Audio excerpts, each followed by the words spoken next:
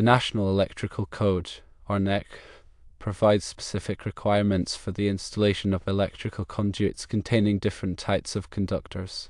Section 300.3c states that conductors of different systems, such as power, control, and signal, shall not occupy the same raceway unless the raceway is listed for such use. There is an exception. Where conductors of different systems are permitted in the same raceway, the conductors of each system shall be grouped and separated from the other conductors by a physical barrier.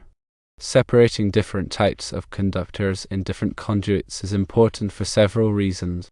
Firstly, electrical interference can occur because power conductors can induce voltage and current into control and signal conductors, affecting their operation. Secondly, ground faults may arise in power conductors, which can create low impedance paths for high-frequency noise to enter control and signal systems.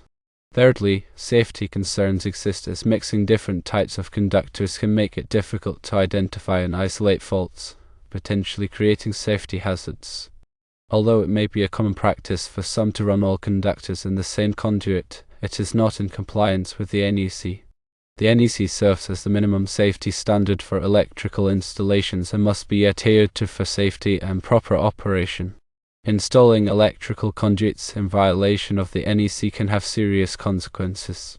Firstly, electrical hazards increase if you ignore the requirements for conductor separation, which can heighten the risk of electrical interference, ground faults, and safety issues.